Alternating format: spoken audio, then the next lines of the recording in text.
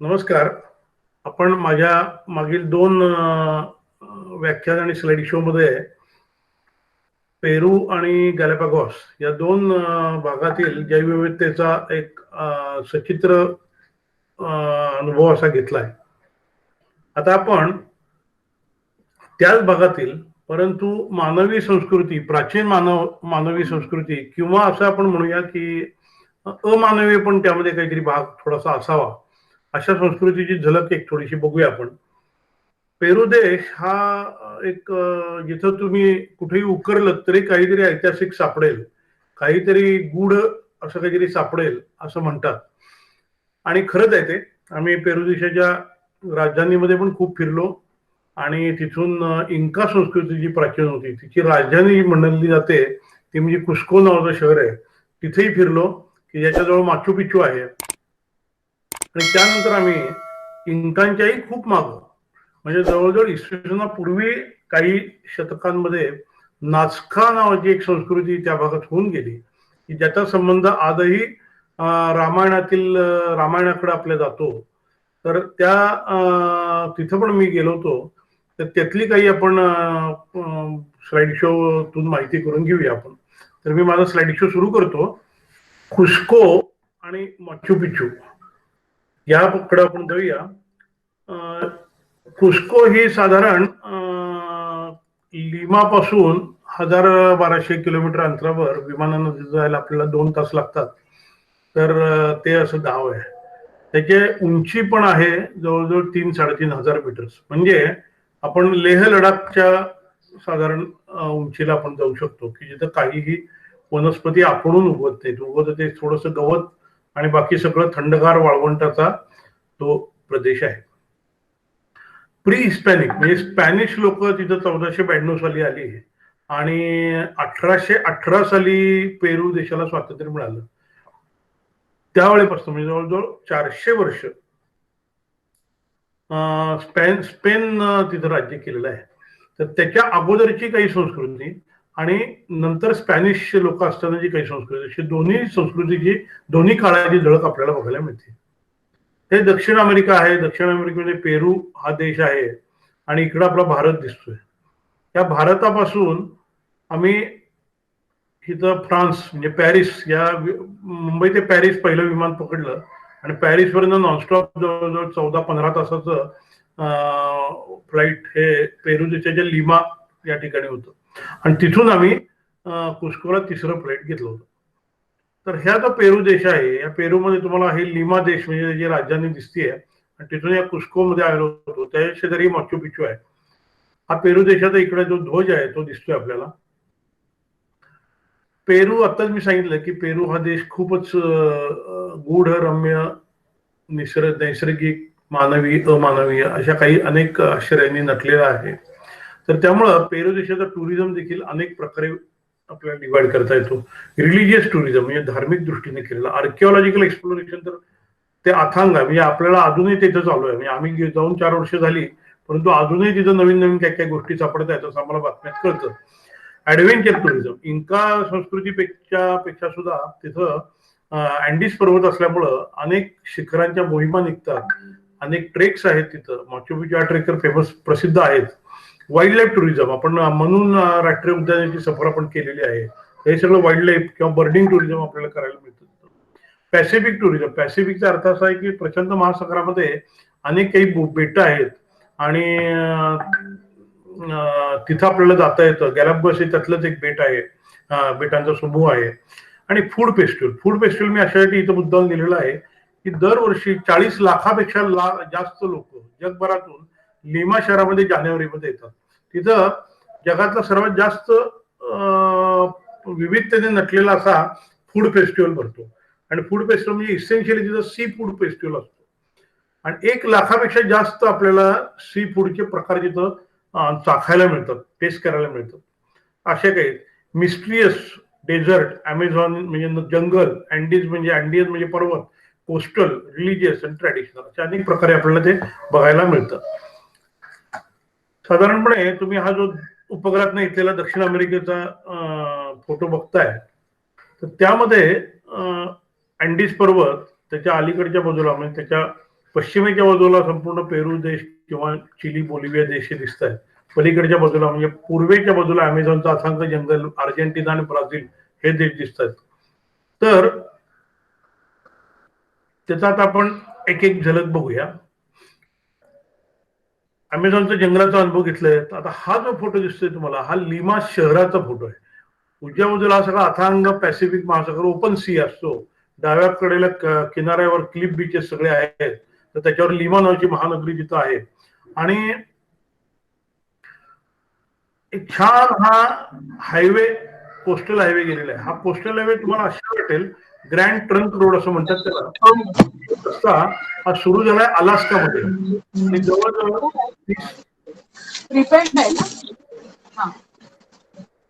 30-35 हजार किलोमीटरचा प्रवास हा वेडावाकडा नागमोडी करून हा पेरू देशातून खाली चिलीपर्यंत म्हणजे अंटार्क्टिकाच्या अगदी सीमेपर्यंत हा रस्ता आहे.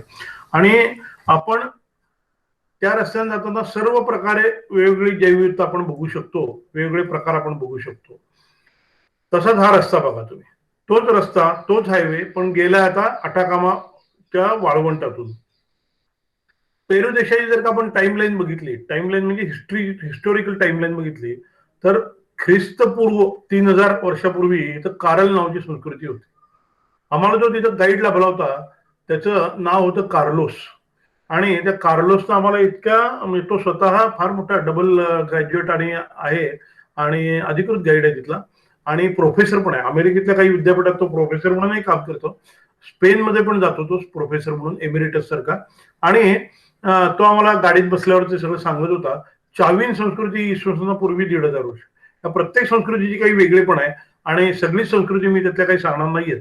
परंतु नास्का संस्कृती जी आहे ती आणि इंका संस्कृती याच्यावर आपण जास्त बळ देणार आहोत, कारण त्यामध्ये अनेक गूढ रम्य अशा काही गोष्टी घडलेल्या आहेत. तर इंका संस्कृती अलीकडची इसवी सन नंतर 1000 वर्षांनी सुरू झाली आणि 1532 साली ज्या वेळेला त्यांचा पाडाव हा फ्रान्सिस्को पिझारो नावाच्या स्पॅनिश सरदाराने केला त्यावेळी ती नष्ट झाली असं आपण म्हणू. आणि पेरू देशाला स्वातंत्र्य मिळालं, स्पेनचे सैन्य इथून पलीकडं इथून निघून गेलं आणि पुन्हा युरोपमध्ये गेलं, ते साल होतं 1818. म्हणजे आपल्या लक्षात येईल साधारण की भारत देश पूर्णपणे अखंड असा ब्रिटिशांच्या ज्यावेळी स्वाधीन झाला, मराठ्यांचा पाडाव झाला, ते साल होतं 1818. म्हणजे पारतंत्र्यात गेलो आपण, ते साल होतं 1818. आणि पेरू देश ज्यावेळी स्वतंत्र झाला युरोपियन लोकांच्या कचाट्यातून, तर ते साल तेच होतं 1818. त्यामध्ये काही फरक आहे ते मी नंतर सांगेन तुम्हाला. पेरू देशाच्या राजधानीच्या जवळच म्हणजे लिमा ही राजधानी स्पॅनिश लोकांनी केली, पण त्या राजधानीमध्ये इसवी सनापूर्वी 3000 वर्ष ते काही अशा अवशेष आपल्याला दिसतात. त्याचे कारल किंवा करल संस्कृती असं नाव आहे त्याचं. त्यानंतर चावीन संस्कृतीमध्ये काही झालेली पिरॅमिड देखील अगदी मध्यवस्थित शहरात आहेत. इथं तुम्हाला तो फोटो दिसतोय बघा, किंवा सगळ्या शहरातल्या लिमा शहराच्या इमारती दिसतात बघा, त्यामध्येही काही पिरॅमिड आहे. त्यांचा काळ हा साधारण इसवी सनापूर्वी 1500 वर्ष वगैरे असावं, इतकं प्राचीन तो देश आहे आणि ते शहर आहे. प्रत्येक ठिकाणी वेगवेगळ्या संस्कृतीचे मम्मीज काही तिथं सापडलेले आहे. मम्मीज हा चान नावाच्या गावी एक मम्मी सापडलेलं आहे. त्याच्याबरोबर त्यांचे बाकी सगळं तर सापडतच, पण त्यांची वस्त्र, त्यांची दागिने, त्यांची मातीची भांडी हे देखील त्या संस्कृतीबद्दल आपल्याला काही वेळा बऱ्याच गोष्टी काही सांगून जातात. कुस्को शहरामध्ये इंकाच्या अगोदर टिवानाकू किंवा टाउली चुस्को नावाची एक संस्कृती राज्य करत होती. तर तिचं एकमेव हा दगड म्हणजे तिचा एकमेव आता आपल्याला दिसणारं एक प्राचीन स्मारक आहे. ते कुस्को नावाच्या गावामध्ये आपल्याला दिसतं. फार माहिती तिथं दिलेली नाहीये. शेवटी माहिती ती आपल्याला विकिपीडिया सारख्या अधिकृत इंटरनेटच्या महाजालातून आपल्याला घ्यावी लागते. पण हे असं कुस्को गाव, कुस्को गाव ज्यावेळी आम्ही विमानानं पहाटे आलो त्यावेळेला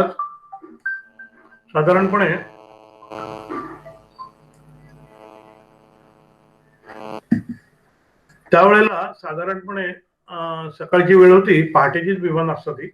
आणि 6:30-7लाच आम्ही इथून पोहोचलो होतो आणि आमच्या गाडीनं आमच्या हॉटेलवर आलो. त्या हॉटेलवरच्या गच्चीवरनं ज्यावेळी मी बघत होतो त्यावेळी मला एक कुस्को शहराचा एक नजारा दिसला की अत्यंत वृक्ष सगळा भाग आहे, प्रचंड मोठं 3.5-4 लाख पेक्षाही जास्त वस्तीचं शहर आहे आणि ऑक्सिजनची कमतरता असते. 10 पावलं चाललं तरी सुरुवातीला धाप लागते आपल्याला. म्हणून प्रत्येक ठिकाणी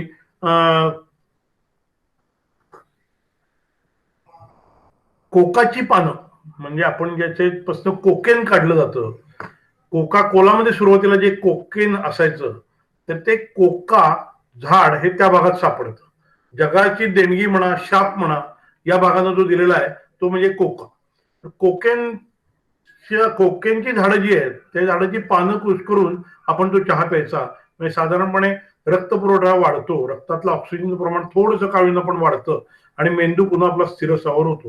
म्हणून आम्ही गेल्यावर तिथं प्रत्येक हॉटेलमध्ये ठेवतात, तसा आमच्याही हॉटेलमध्ये कोकाचा चहा ठेवला होता. तो आम्ही पिला आणि मग आम्ही त्या आमच्या रूम मध्ये आलो. एक पहिल्या दिवशी शांतपणे बसून राहायचं असतं, फारसं कुठेही फिरायला जायचं नसतं. चालत चालत तुम्हाला, आता आमच्यातले बरेचसे ट्रेकर्स होते आणि 5-5.5 उंचीवर, दर मीटर उंचीवर, म्हणजे साधारण 17,000 पासून 20-22 हजार फुटावर आम्ही दरवर्षी वर्षातनं एक 10 ते 15 दिवस जातोच. तर तसं त्यामुळे आम्हाला थोडीशी सवय होती कमी हवामानाची किंवा कमी ऑक्सिजन असलेल्या हवामानाची. त्यामुळे आम्ही चालत बाहेर पडलो होतो. 4-5 म्युझियमही त्यावेळी मी बघितले. पण जनरली त्या गावात गेल्यानंतर पहिल्या दिवशी तरी आपण शांतपणे बसून राहायचं असतं. कुस्को याचा जो अर्थ आहे, त्याचा अर्थ असा आहे की अंबिलिकस ऑफ द वर्ल्ड, म्हणजे बेंबी, जगाची बेंबी. बेंबी म्हणजे आपण आपण आपल्या एम्ब्रिओलॉजीमध्ये आपण म्हणतो की तिथं नाळ चिकटलेली असते किंवा तिथून आपला सगळा जन्म झालेला असतो. याबद्दल जे चित्र आहे हे भगवान शेषनागावर पोहडलेले आहेत आणि त्यांच्या बेंबीतून एक कमळ आलेलं आहे, तिथं ब्रह्मदेव आहे, मग सृष्टी सगळी निर्माण झाली असं आपल्या मायथॉलॉजीमध्ये सांगतात. तसंच, अगदी तसंच इंका संस्कृतीमध्ये सांगतो. इंकांचा देव हा सूर्याचा दूत म्हणजे विराकोंचा. विराकोंचाचा संदर्भ रामायणामध्ये आहे. विराकोंचानं त्या राजा जो होता त्या राजाला असं सांगितलं, किंवा त्याच्यापासून जन्मलेली जी काही प्रजा होती त्याचा जो नायक होता त्याला असं सांगितलं की हा एक सोन्याचा सूळ घे, या सूळ ज्या ठिकाणी जमिनीमध्ये जाईल ते म्हणजे तुझं ठिकाण आहे की जिथून बाकी सगळ्या जगाची तुला निर्मिती करता येईल. म्हणून त्याला बेंबी किंवा कुस्को असं नाव पडलं. कुस्को मध्ये ज्यावेळी इंका साम्राज्य स्थिरावलं गेलं, साधारण 1438 साली वगैरे असं धरूया आपण, 1200 सालापासून इंका संस्कृती होती तिथं, पण स्थिरावलं साधारण 14व्या-15व्या शतकामध्ये. तर त्यावेळेला ते जगामधलं एक सर्वात मोठं साम्राज्य म्हणलं जायचं. सर्वात मोठं अखंड साम्राज्य जे होतं त्याची लांबी, रुंदी, उंची भारतापेक्षाही मोठी होती. हा जो देश आहे, हा देश या इथं तुम्हाला दिसतोय, हा 4 सुयामध्ये म्हणजे 4 विभागामध्ये डिव्हाइड केला होता. अगदी वर म्हणजे हा कोलंबिया देश दिसतोय, कोलंबिया, इक्वेडोर, पेरू, बोलिव्हियाचा काही भाग, चिली देश आहे इकडे आणि अर्जेंटिनाचा काही भाग, असा सगळा पसरलेला होता. साधारण 3,500-4 हजार किलोमीटर पेक्षाही जास्त लांबीला पसरलेला होता. त्यांचा हा जो ध्वज होता तो सुद्धा इंद्रधनुष्याचा ध्वज होता. इंद्रधनुष्य ध्वज आता तुम्हाला आश्चर्य वाटेल पण एलजीबीटी समूह वापरतो. एलजीबीटीचा अर्थ काय माहितीये? लेस्बिनिझम, गे वगैरे असे जे सगळे एक तृतीय पंथांचं जे जग आता अधिकृतरित्या बऱ्याच देशामध्ये आहे, तर त्या जगाचा, त्या विश्वाचा, त्या लोकांचा आज ध्वज म्हणजे हा इंका संस्कृतीचा मूळचा ध्वज आहे. त्यामुळे इंका लोकांची ज्यावेळी अस्मिता अलीकडे जागृत झाली, माचू पिच्चूचा शोध ज्यावेळी लागला त्यावेळी इंका लोक एकवटले सगळे. अलीकडचा काळ आहे, 1950 सालापासून सगळं झालं ते. तर अलीकडे 70-80 सालामध्ये हा ध्वज ज्यावेळी या लोकांनी घेतला म्हणल्यावर इंका संस्कृती लोकांनी त्याच्यावर आक्षेप घेतलेला आहे. आणि आजही तसं आंदोलन झालं की आमचा प्राचीन ध्वज अशा या तृतीय पंथांनी घेतला म्हणून. तर असे लार्जेस्ट एम्पायर जे इंकाचं होतं त्याची आपण गूढ अशी जी काही हे आहे इतिहास आहे तो आपण माहिती करून घेऊया. कुस्को सिटीमध्ये आम्ही गेल्यानंतर अर्थातच स्पॅनिश लोकांनी 400 वर्ष राज्य केलं इथं, त्यामुळे स्पॅनिश संस्कृती आजही तिथं बघायला मिळते. ही सगळी जी मोठी मोठी चर्चेस आहेत ती चर्चेस ही आपल्याला जी बघायला मिळतात ती सुद्धा खरोखर सुंदर, म्हणजे म्युझियमच आहे. एक एक चर्चेमध्ये 1-1 लाख काही काही अँटिक वस्तू काही ठेवलेल्या असतात. पण आमचा हा जो कार्लोस नव्हता तुम्हाला स्लाइड मध्ये दिसतोय, हा जो माणूस होता हा प्युअर इंका ब्लडचा होता. म्हणजे त्याची गंमत अशी आहे की 400-500 वर्षाच्या काळात युरोपियन लोक, स्पॅनिश लोक आणि तिथली प्राचीन इंका लोक यांच्यामध्ये क्रॉस ब्रीडिंग लग्न झालेली होती. आणि त्यानंतर 99% जवळ जनता ही निम्मी अर्धी युरोपियन आहे, अर्धी इंका अशी म्हणली जायची. फारच प्युअर म्हणजे जी काही मुठभर गावं ही स्पॅनिश लोकांच्या पासून लांब राहिली होती. तिथंच फक्त आज प्युअर इंका संस्कृतीतली लोक बघायला मिळतात. जसं प्युअर आर्यन वंश जर का तुम्हाला बघायचं असेल तर लेह ते कारगिल या रस्त्यावर जरा आतल्या बाजूला गेलं की 10 आणि अनु अशी 2 गावं आहेत. त्या गावामध्ये आजही प्युअर आर्यन ब्रीड किंवा आर्यन लोक आपल्याला बघायला मिळतात. आजही तिथं हौशी लोक हौशी मुली तिथं जातात, तिथं राहतात आणि त्यांना त्यांची मुलं प्युअर आर्यन वंशाची लागतात, असावी लागतात, म्हणून तिथल्या तरुणांशी ते संबंध ठेवतात. कितीही नाही म्हणलं तरी प्रत्येक संस्कृतीचा प्रत्येकाला अभिमान असतो. अशी ही आर्यन सारखी इकडे इंका संस्कृती होती. इंका संस्कृतीला त्यांचा आज खूप मोठा अभिमान आहे आणि ते अभिमानाचं कारण म्हणजे माचू पिच्चूचा शोध. कुस्को हे जे शहर आहे, हा जो कार्लोस नावाचा माणूस, महाकाय माणूस होता चांगला, आपल्याकडे मंगोलियन पैलवान सहज म्हणून कपला असता, तर हा आपल्याला नकाशामध्ये दाखवतोय बघ. कुस्को गाव हे प्युमा किंवा लायन ऑफ द डेझर्ट म्हणून त्या आकारामध्ये त्या काळात वसवलेलं होतं. सिंहाच्या आकाराचं ते शहर त्यांनी वसवलेलं होतं आणि तशी बाउंड्री आजही काही ठिकाणी तिथं सापडते. हा आम्हाला गाडीमध्येच विमानतळापासून आमच्या हॉटेलपर्यंत येतोपर्यंत जे काही गाडीचा अर्धा तास गेला आमचा, त्यामध्ये तो माहिती सांगत होता. Millenary culture, as like in India, for example, there were cultures from way before Christ, and little by little they contributed with knowledge to the other cultures. The same thing happened with the Inca. So we are talking since the primitive people in Peru started 21,000 years before Christ, but in the Americas. Bharat आणि Inca संस्कृतीची तुलना करून दाखवलं. Brazil, Argentina, and Mexico of 50,000 years before Christ. So that's what we know so far about the arrival of human beings into the continent. And then the first civilization started in Peru 5,000 years before Christ. So basically, we are in this moment excavating in the north of Peru a place called Sechin Bajo, and it's giving us a lot of interesting surprises.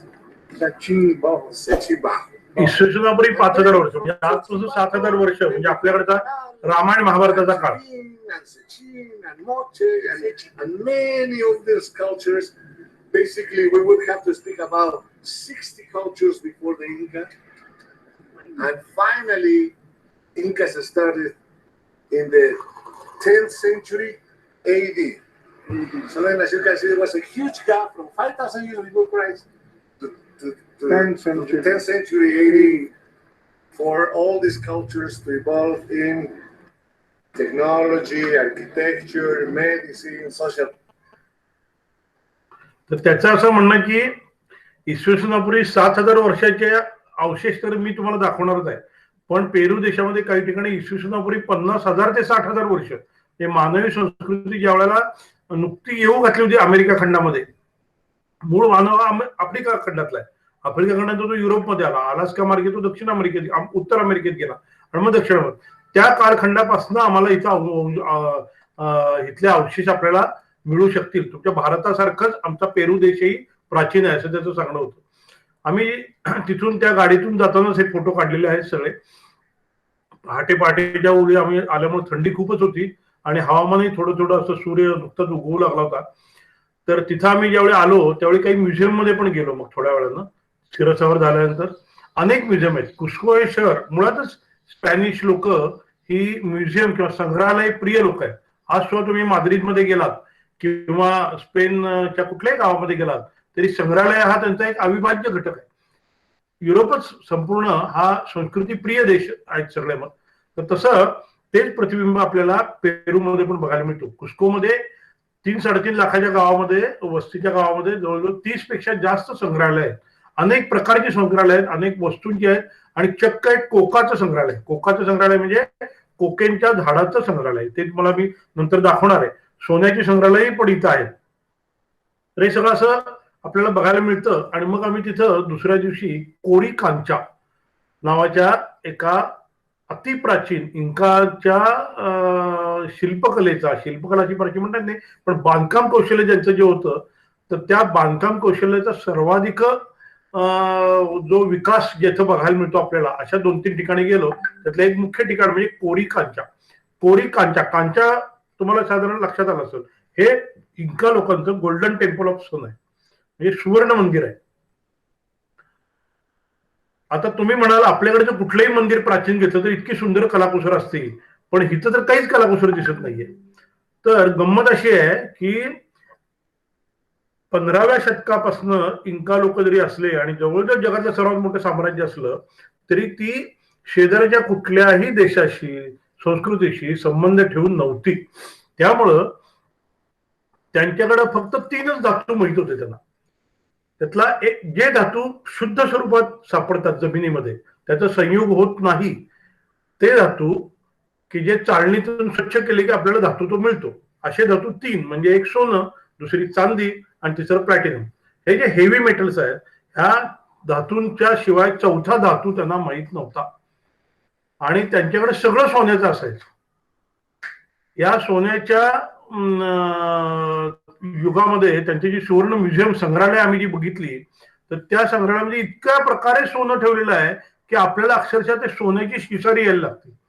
आता तुम्ही म्हणाल तरी ह्याचा आणि त्याचा काय संबंध आहे, तर त्या काळात त्यांना लोखंड माहित नव्हतं. इंका संस्कृतीमध्ये लोखंडाची एकही वस्तू नव्हती. इंका संस्कृतीमध्ये एकही चाकाची गाडी नव्हती, चाकाचा शोध त्यांना लागला नव्हता. इंका संस्कृतीमध्ये लिपीचा आणि कागदाचा शोध लागला नव्हता. इंका संस्कृतीला स्वतःचं सैन्य असं मोठं नव्हतं. इंका संस्कृतीला कागद नसल्यामुळे आणि हे नसल्यामुळे तिथं काहीही पुस्तक आणि ग्रंथ नव्हते. त्यांची एकमेकाला संदेश द्यायची व्यवस्था फक्त दोऱ्याला गाठी मारून असायची, त्याला क्युपी असं म्हणतात. आणि लोखंडाचं शस्त्र कुठलं नसल्यामुळं, लोखंड नसल्यामुळं त्यांनी हे दगड घडवले कसे, अजस्त्र दगड अजस्त्र पाषाण एकमेकावर चढवले कसे आणि परफेक्ट बसतील असे कोरलेले आहेत.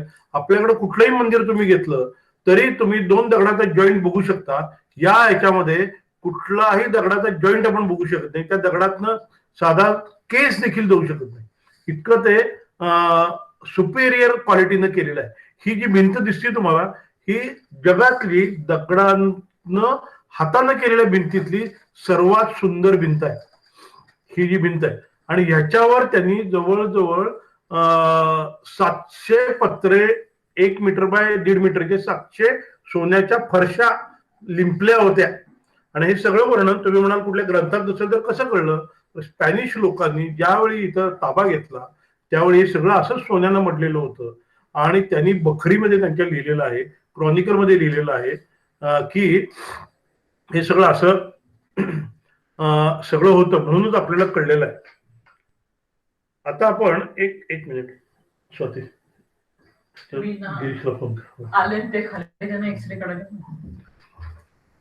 तर ह्या देवळामध्ये सोन्याच्या 700 फरशांनी तर मडवलेलं होतं, पण हे सगळ्या भिंती अशा सोन्याच्या होत्या. तुम्हाला जर का ही प्रतिकृती केलेली नाही दिसतंय ते, ह्या जे दिसत आहेत या सगळ्या सोन्याच्या 70 ते 80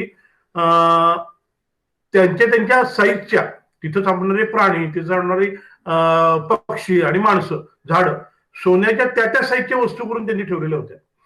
हे सगळं मंदिराचा जो आतला भाग आहे त्याच्यावर स्पॅनिश लोकांनी चर्चेस बांधलेली आहे. त्या दगडाची नासधूस त्यांना काही प्राचीन दगडाची काही करता आली नव्हती, परंतु ज्याची करता आली त्याच्यावर काही भिंती बांधून त्यांनी केलेली आहेत.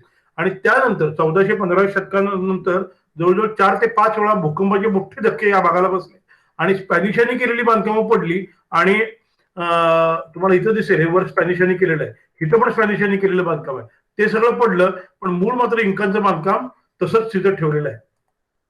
हे जे देऊळ आहे या देवळाचं रहस्य आणि इंका संस्कृतीचं प्रतीक म्हणजे या खिडक्या, वर छोटी थोडी कमी आणि नंतर खाली ब्रॉड बेस असलेली मोठी खिडकी. तर अशा ज्या खिडक्या आहेत ना, त्या एका रेषेत अक्षरशः एखाद्या सुरीनं कापल्या जाव्यात असे दगड कापून त्यांनी बसवलेले आहेत. एक एक दगड 12-12, 18-18 कोणामध्ये त्यांनी कापलेले आहेत आणि त्यामध्ये बसवलेले आहेत. आणि या दगडांमध्ये हे जे दगड बाहेर काढून ठेवले ना, अशी भोकं पडलेली आहेत. त्यांच्याकडं कुठलीही कापायची व्यवस्था नसताना त्यांनी ही अशी राईट अँगल मध्ये दगडामध्ये आत मिळणारी विवर किंवा भोकं त्यांनी गिरमिटासारखी कशी पाडली असेल, हे वैशिष्ट्य, हे रहस्य आजही कोणाला कळलेलं नाही. कडी कोयंडे सुद्धा त्यांनी काही दगडामधले केलेले होते. तर ते तुम्ही बघा, त्याचे काही फोटो मी टाकलेले आहेत तिथं. आजही रहस्य त्याची कळलेली नाहीत. काही आता हा दगडाचा दरवाजा आहे बघा, हा पूर्ण मोठा दरवाजा आहे. त्यांनी आपण हात लावू नये म्हणून त्यांनी काचा काही अशा ठेवलेल्या आहेत आणि त्या विशिष्ट कोणात त्यांनी करून ठेवलेले हे दरवाजे आहेत सगळे. इंका लोक ह्यांचे देव जे होते ते निसर्गातले देव होते सगळे. त्यांनी त्यांच्याकडे दिवसा सुद्धा आकाशगंगेचं लोकेशन, ताऱ्यांचं, नक्षत्रांचं करता येईल अशी विद्या त्यांना प्राप्त होती.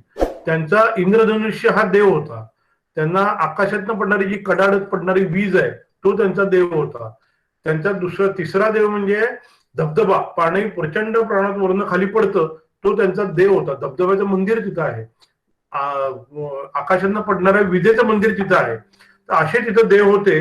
आणि अशा त्या मंदिरामध्ये एका ठिकाणी सरळ गेलं की असं मोठं चित्र आहे, त्याच्यामध्ये आकाशगंगा दाखवलेली आहे. दक्षिण अमेरिकेतनं दिसणारी आकाशगंगेमध्ये थोडासा फरक असतो आपल्यापेक्षा. तर त्यामध्ये जे काही ब्लॅक स्पॉट दिसतात तिथे त्यांनी वेगवेगळे प्राणी आहेत अशी त्यांची समजूत केलेली आहे. हा लामा नावाचा प्राणी दिसतोय तुम्हाला, हा एक पक्षी त्यांनी नाव दिलेलं आहे, हा एक बेडकाचा प्रकार त्यांनी सांगितलेला आहे. असे काही काही त्यांनी वेगवेगळ्या त्यांना नावं दिलेली आहेत नक्षत्रांची.